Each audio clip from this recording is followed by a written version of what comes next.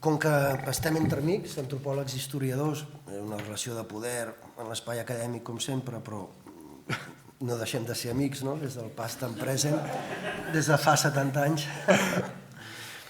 No sabia si fer una exposició a partir de la Catherine Zenon Davis, que la vaig utilitzar per fer-me una sèrie de preguntes i vaig mirar de respondre a partir d'aquestes preguntes el que era el desenvolupament d'una recerca que és aquesta. L'anuncio perquè a TV3 veureu reggaeton, però ni balaguers ni antropologia. Maria Andrieu, una salvatge occitana.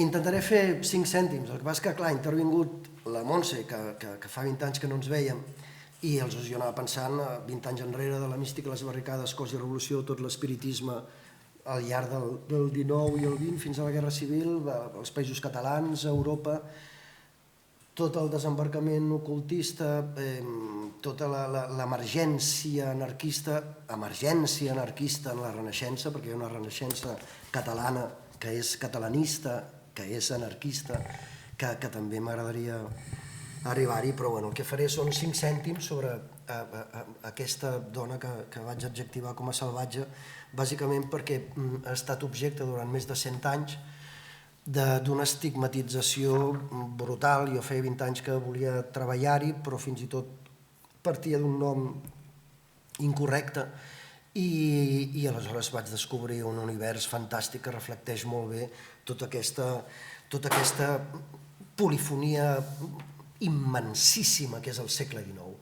La maçoneria del XIX no és la que vindrà després, el XX i la segona part del XX. La Maria Andreu qualifica els maçons com a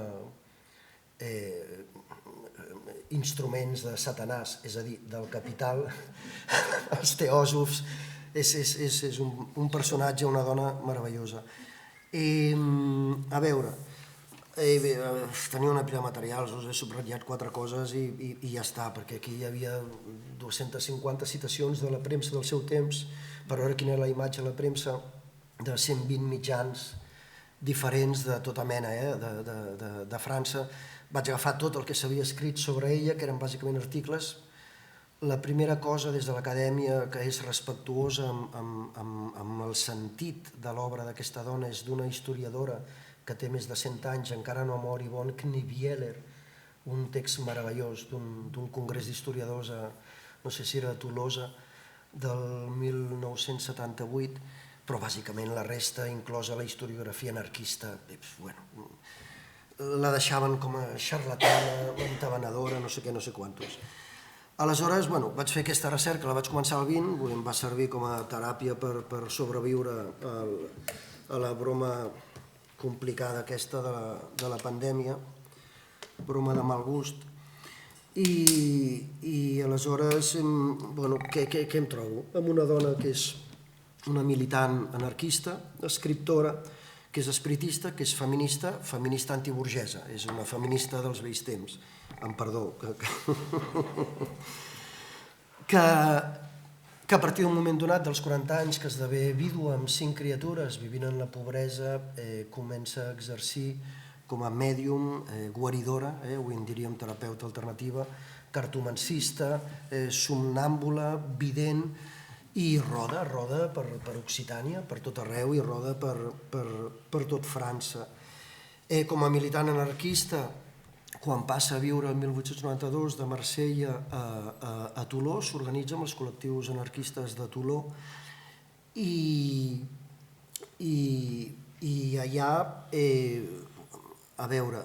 participa activament del que és una lluita en aquella dècada duríssima. És una dona que neix el 1851, mor el 1911, a partir del 1907 se n'havien perdut els rastres, vaig escriure tot el llibre i quan ja l'acabo descobreixo per fi les actes de defunció. Havia mort el 1911. Clar, jo estava curtcircuitat perquè havia trobat textos d'ella a la premsa del 1914, com si estigués viva, i de fet 2 setmanes després de morir resulta que continua fent sessions terapèutiques per Occitània. Era la seva filla petita, crec que era la seva filla petita, és el que exposo i explico per què. i durant 2 anys continuen apareixent a la premsa els mateixos anuncis que havien aparegut durant una pila d'anys.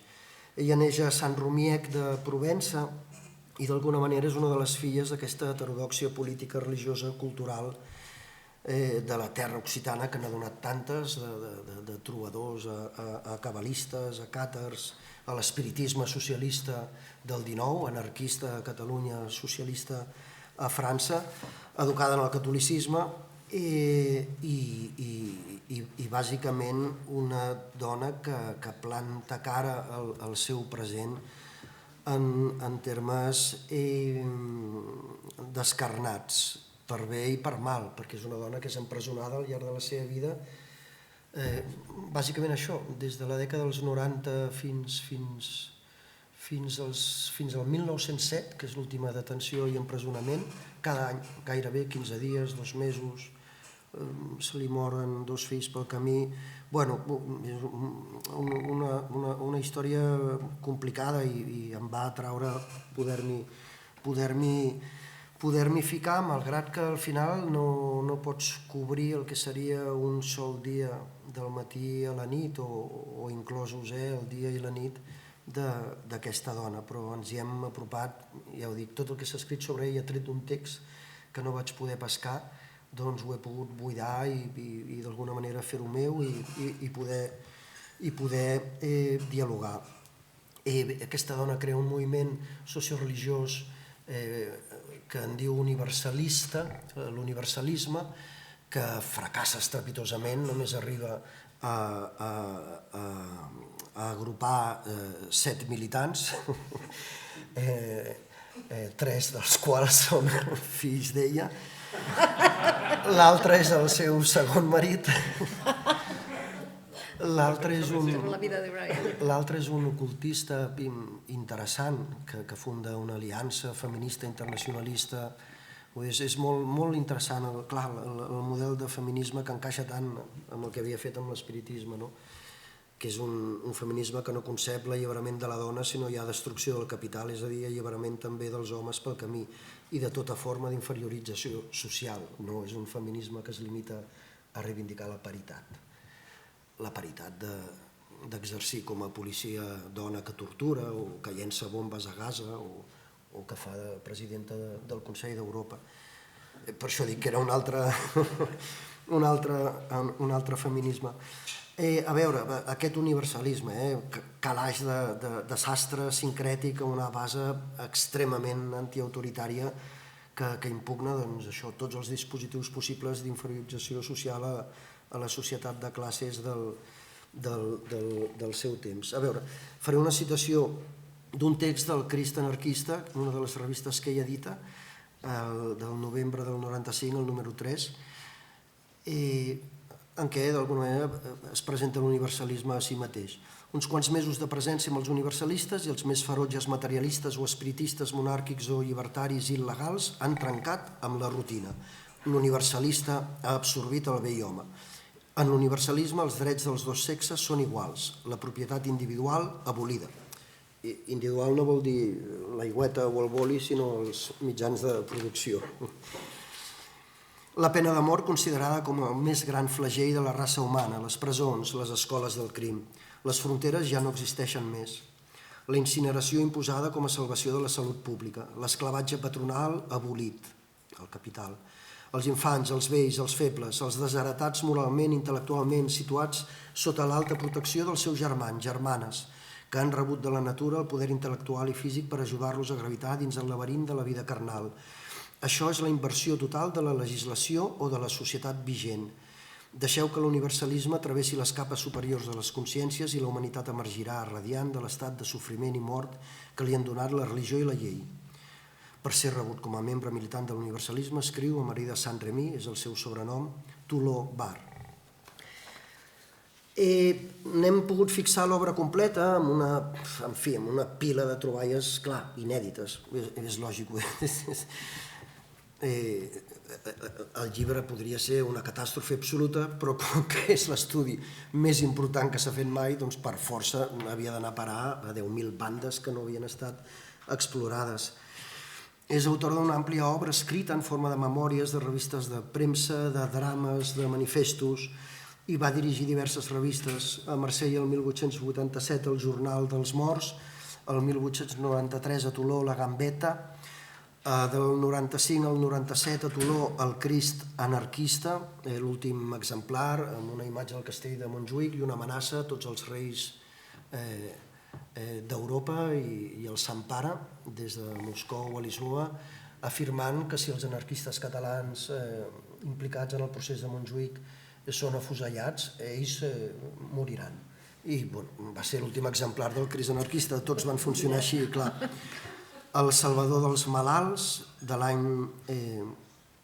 l'any 1896, discontinuament fins al 1908, i una revista que es va estendre al llarg d'un any només, el 1901, a Toló també, La Revolució. Hi ha un recull de textos seus, no de tots, de diversos textos, que es diu Els déus dels anarquistes, Annals de l'universalisme, del 1899, editat a París. Va escriure el prefaci d'una obra d'un anarquista italià, l'Antonio de Nocera, l'Antonio Uliamo, Anarquia i espiritisme, resposta d'un anarquista espiritista als seus camarades materialistes, editat a París el 99. Ell es va casar amb la seva filla gran i alguna cosa més. Quins són els problemes? Que a aquesta dona li van requisar una pila de material cada cop que l'anaven a detenir, que tot això, clar. La recerca la vaig fer entrant a la Biblioteca Nacional de França, a través de l'ordinador, via telemàtica, a l'Institut d'Història Social d'Amsterdam. Bàsicament eren aquestes les dues grans fonts, sobretot el Gàl·lica. Si hagués tingut diners, hauria anat a picar a les portes de la policia, a Toló, a Marsella i a París, i hauria demanat arxius i tot allò relacionat amb la Maria Andrieu. Ja està, no ho he pogut fer, i l'estat de la recerca en ciències socials és el que és, i dubto que si demano un projecte a la Unió Europea per esbrinar què caram havia escrit aquesta dona que encara no és accessible públicament, doncs dubto que m'haguessin donat res. Aleshores, dues cosetes. En el cas de la Revolució i en el cas del Crist anarquista són unes publicacions fascinants, és meravellós com funciona el pensament humà, que com tothom sap, entre científics socials és sempre un pensament simbòlic.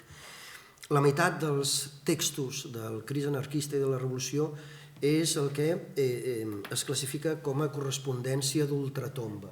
Per què? Perquè la gent que hi col·labora és gent que està morta. Clar, els espiritistes defensen que els morts estan vius, i en realitat això pels antropòlegs és evident, i tant que estan vius, evidentment. És el que planteja Durkheim el 1912 a les formes elementals de la vida religiosa.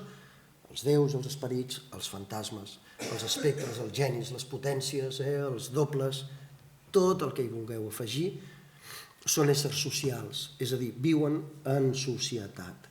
I els humans, els vius, ens hi relacionem. Un antropòleg anglès, el Godfrey Linhart, treballant sobre els dinka nilòtics africans en una etnografia meravellosa del 1961, deia: pels dinka la societat humana està composta pels vius i els morts, per totes les societats. Les societats estan compostes per aquesta relació entre els vius i els morts. Un sociòleg francès, el Michel Maffesoli, escrivia ja als 90, deia: ens relacionem amb els vius, ens relacionem amb els morts i ens relacionem amb aquells que encara no han nascut. Parles al fillet, a la panxeta de la mama, li dius coses, t'esperem, t'estimem, vine, què fas, on ets, com va. És una manera de fer entendre que aquests éssers intangibles, en la immensíssima major part de societats del món, acaben sent agents determinants en la construcció de les pràctiques i de les representacions col·lectives. Vull dir, això com a antropòlegs ja és una cosa, diguem-ne, evident. Clar, què passa amb aquesta gent que escriu des de l'ultratomba? Hi ha filòsofs, hi ha novel·listes, hi ha homes, hi ha dones, hi ha polítics, hi ha presidents assassinats, i hi ha bàsicament els anarquistes de la propaganda pel fet, els de l'acció directa, els que foten bombes. Els que foten bombes i mai no mor ningú, però en canvi ells els maten tots. En el cas del Crist anarquista i de la Revolució hi ha l'Émile Henry, hi ha l'Auguste Vaillant, hi ha el Ravachol, amb el concepte de Ravachol, que passa al País Valencià i s'estén després a Catalunya, o al revés, de Catalunya al País Valencià, per referir-se als infants entremaliats. Als Pirineus encara s'anomena Ravichol, els infants que es veuen pel Ravachol. Hi ha el Sante Caserio, que és anarquista italià. I aquesta gent, en el cas del Caserio, manté en diversos exemplars, es veu, diàlegs amb el Sadi Carnot, president de la França dels primers 90 del 19, de la repressió més brutal, més bèstia, més humana, contra els militants anarquistes. Són diàlegs, clar, d'un sarcasme fantàstic i meravellós. Tot això remet a un ordre social, remet a unes condicions materials de vida. Avui tot aquest context de col·laboradors, de sentit de l'universalisme tan prototípic del XIX, anem a parar als grans ocultistes del XIX, el Papus, la gent més potent, en el cas francès claríssimament, hi ha gent que prové del camp anarquista. El just del XIX és un segle en què no hi ha el que són aquestes classificacions tan tòpiques i tan previsibles i que obeeixen a un sol model de racionalitat. Tot això peta, fet miques. Els espiritistes són els primers que reivindiquen la raó científica i reivindiquen el mètode positivista a l'hora de poder demostrar empíricament la viabilitat de la comunicació entre els vius i els morts. Aleshores, clar, la gràcia d'analitzar l'obra de la Maria Andrieu és que és una dona de classe baixa, de nació oprimida, i es presenta com a mare, dona i obrera, i es presenta com una anarquista. És una anarquista occitana. És que no solament remet a la societat del seu temps en termes que podem reconèixer explícitament, condicions materials, sinó que remet a la capacitat, en aquest cas, de les classes subalternes de poder concebre l'impossible, no com un altre món, perdoneu que foti veu d'imbècil, un altre món és possible, sinó com la necessitat imperativa de la revolució. És a dir, aquesta gent està plantejant des d'aquest camp tan heterodox per l'ocultisme mateix, vull dir, per l'espiritisme, per l'anarquisme, pel feminisme, està plantejant que l'únic camí cap a la transcendència és col·lectiu i té a veure amb la revolució.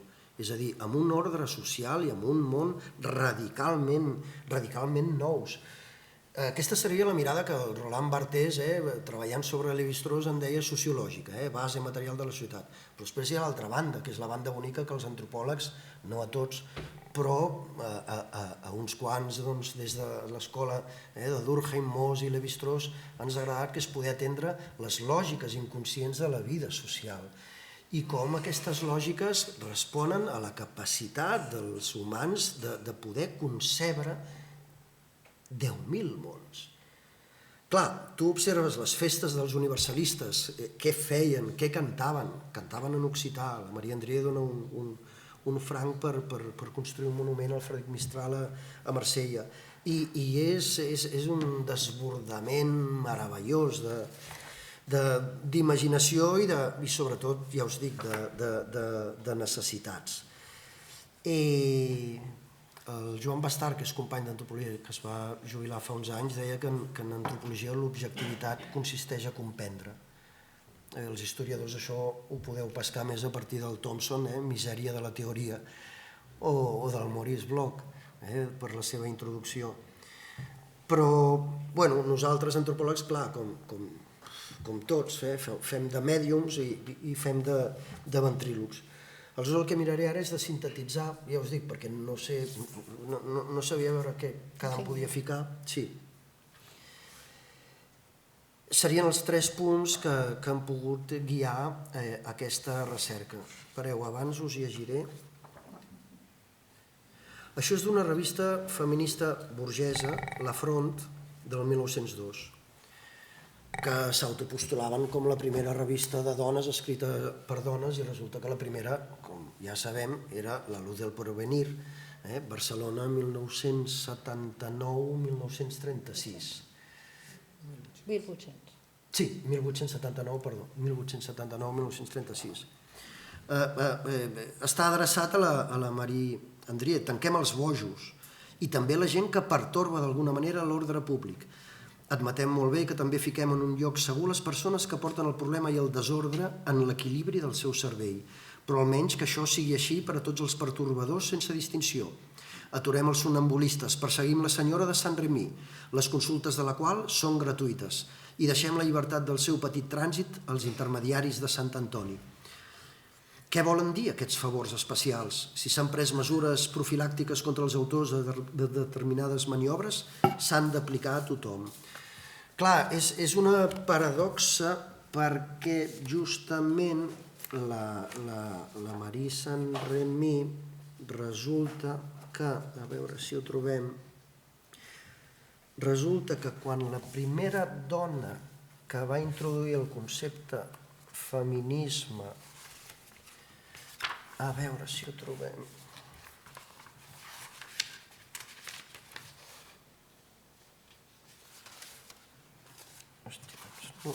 no ho trobem, li fan un llibre d'homenatge uns anys abans, això és del 1902. Resulta que el primer text que es reprodueix al llibre és el de la Marie Andrieu, és a dir, que era blasmada per un feminisme burgès profundament centralista, jacobí, de París, i en canvi era reconeguda per altres companyes de lluita. Primer puntet, com s'expressa l'inconscient de la vida social a partir del que és el reconeixement de l'experiència en la vida col·lectiva, que sempre implica pertorbacions en graus diversos. Clar, l'Andrieu encavalca una pluralitat descomunal de mons, d'identificacions socials, d'éssers amb noms, amb biografies, d'engranatges simbòlics que operen en societat per ajuntar cossos, per guarir-los, per cantar, per estimar, per amenaçar les vides de reis, de sants pares, per plantejar el que és la vida en tota la seva complexitat. Clar, el drama és que aquesta dona, no ho podré explicar, em sap greu, però per això us he ensenyat el llibre, és reduïda, engalipadora a boja, quan en realitat es tracta d'una escletxa social, el que Dauvignon deia individus matriu cap a una altra banda. Una segona dimensió està lligada també amb aquestes dimensions inconscients de la vida col·lectiva, que és que si no integrem en els marges l'observació d'un conjunt social, mai no podrem comprendre'l del tot. En realitat veiem com pels antropòlegs, tota societat, tota cultura implica l'estudi no solament de l'ascensió de la norma, sinó bàsicament i també del que és la transgressió. És com cal comprendre quines són les relacions que s'estableixen a l'hora de construir simbòlicament una col·lectivitat. La distància entre el dins, el fora, el normal, l'anormal, el pur, l'impur, la mateixa sanció i la mateixa transgressió. En tercer lloc, clar, sí, ja acabo, Jordi, el que era el paper dels esperits justament com a éssers socials. A veure, em quedo amb la sensació que no he explicat absolutament res de la Marie Andrieu, però us asseguro que és un personatge meravellós. Sí, vinga, moltes gràcies. Moltes gràcies, Gerard.